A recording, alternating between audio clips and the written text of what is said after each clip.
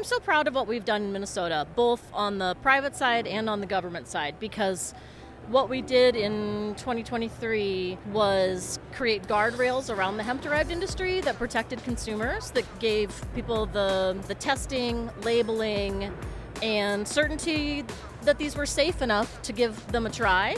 And Minnesota consumers have responded. So it's created an on-ramp for the consumer that is a beautiful thing.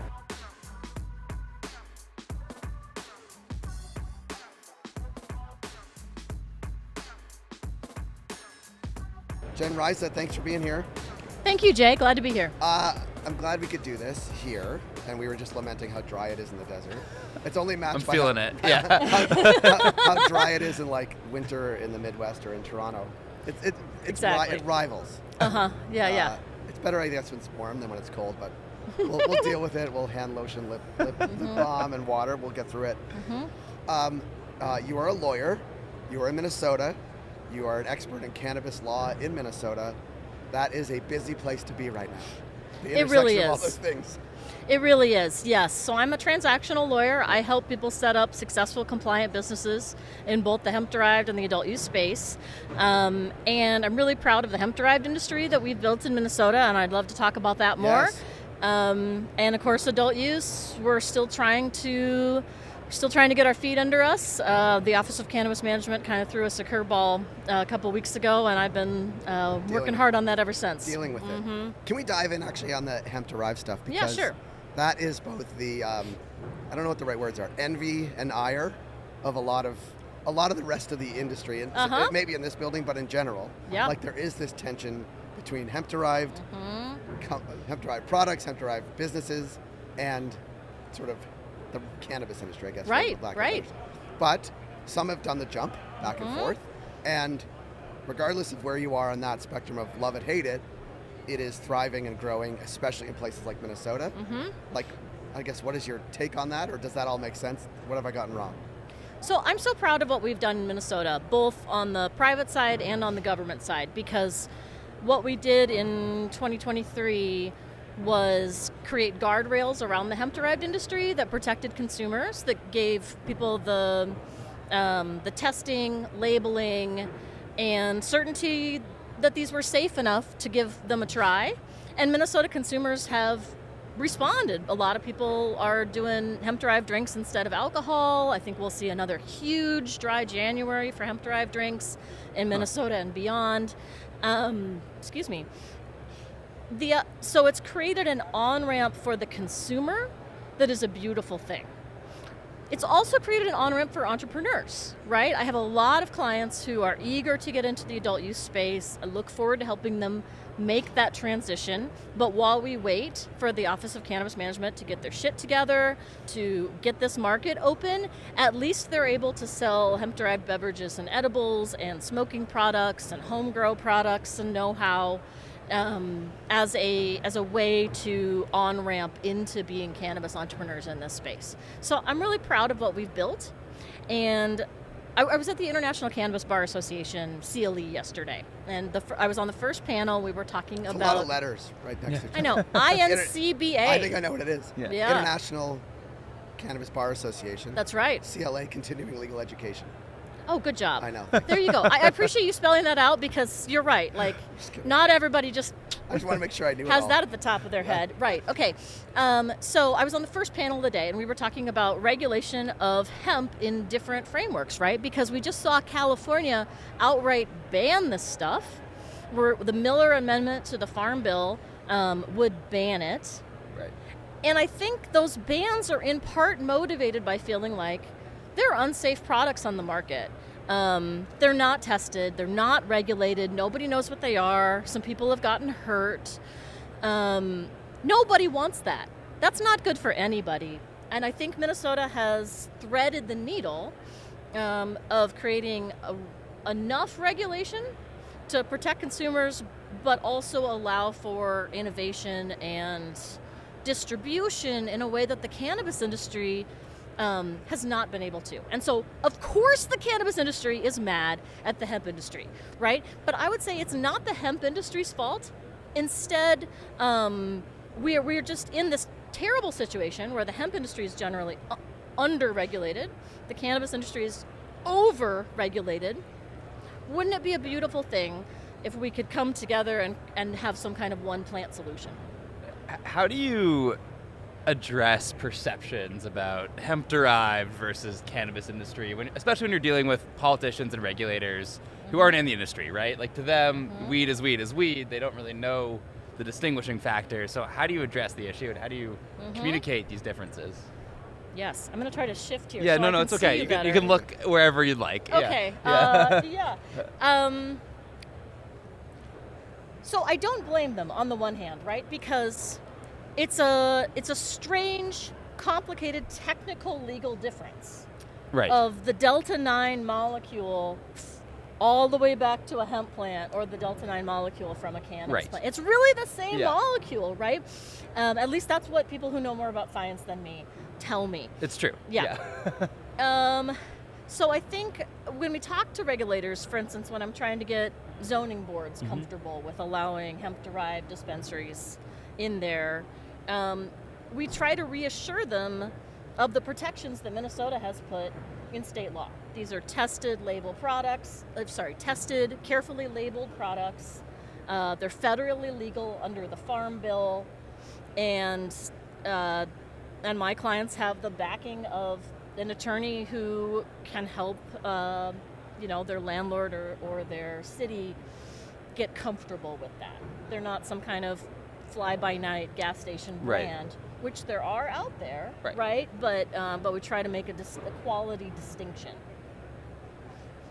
And it is a distinction. It doesn't make these, like some people in this industry, this room, feel any better about it, right? Do you see a time, and we'll get to sort of some broader questions about the industry, do you see a time where what you just described, sort of a lightly regulated industry and an over-regulated industry, like how do those things, what are solutions to that? Is it a Minnesota answer where it's like, we're going to have an adult use, it's going to look like this, we're going to have, hemp-derived industry like that, and we're going to a little bit more regulate that, we're going to make it so that the cannabis industry can thrive? Like, is it a little bit of both coming together? I think so. I mean, we are such a fragmented industry with a lot of shoes always waiting to drop. But I think a good step forward would be for other states, and ideally the feds, to adopt the same kind of guardrails that Minnesota has. Testing, labeling, age restriction. We have 10% taxation in Minnesota on hemp-derived, same as adult use. That also helps the cities get comfortable, right? Because they get a little tax revenue in their pocket. And then we gotta fix the crazy overregulation and huge risk of cannabis. We've been working on that state by state to the extent we can. It's a huge question at the federal level, but I mean, I think that's where the answer is. Yeah. I want to ask a bunch of industry sort of focused questions. So zoom out a little bit from Minnesota. Yeah. What do you think the biggest challenge facing the industry is right now? It's a big question, but we're in a big, gigantic room. So. It's true.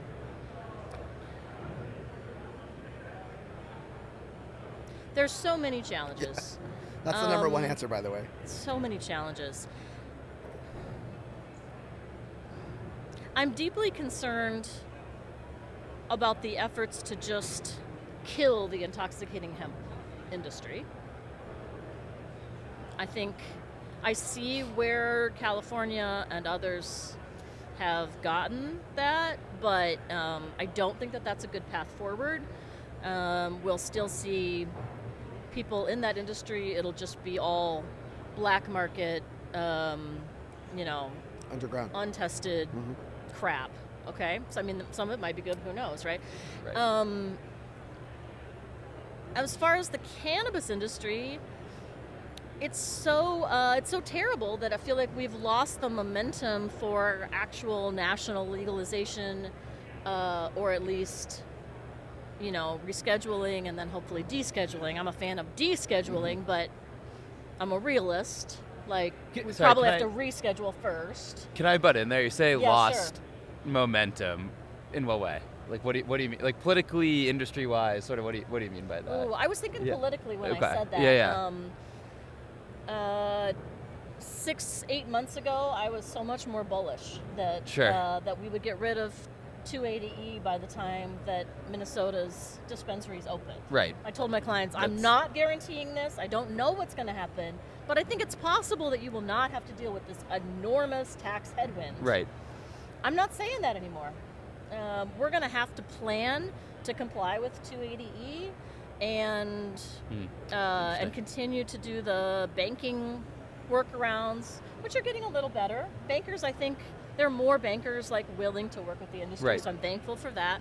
But we do so much working around in this industry. I'm a startup lawyer by training, right? So like every startup company has huge headwinds, huge risks, way more to-dos than they have the money to spend on.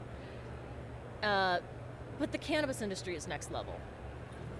And there are a lot of very, very brave, very comfortable with risk people in this enormous room.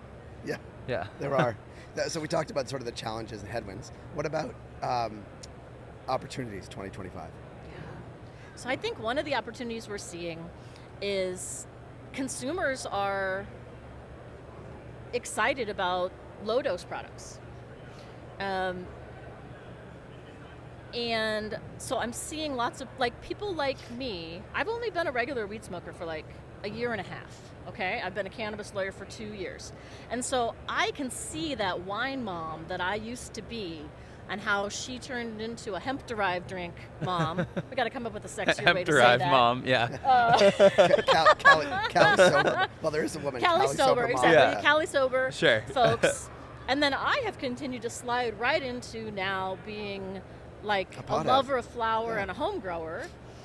It's quite a transition. It has been, and it's been fun. It's been a lot of fun. I have smoked a lot of good weed along the way. Anyway, so as we see people continuing to look for alternatives to alcohol for relaxation or to opioids for pain, I think the growing acceptance of cannabis is a beautiful thing. It's not a panacea. It's not right for everybody at every moment, but there's a lot of market opportunity as we deal with the stigma of it, and I'm excited about that. Me too. Yeah. Where are you going to go next? You're growing at home. What do you do next? You're going to open a huge grow facility. That's your trajectory. I am one of Minnesota's leading cannabis lawyers. There you go. So I got my fingers in a lot of other people's projects, Yeah. and it's helpful for me to really understand the plant and its life cycle, the consumer and the merchandising. All that stuff goes into the kind of value that I can provide my clients. Jen, thanks for making time on the trade show floor. We look forward to seeing you next year. Who knows? You're going to be like growing huge, like 1,000 plants in your backyard. You'll be bringing your weed to Vegas and showing it off. But we appreciate the time. Thanks, Jay. I appreciate it. You got it.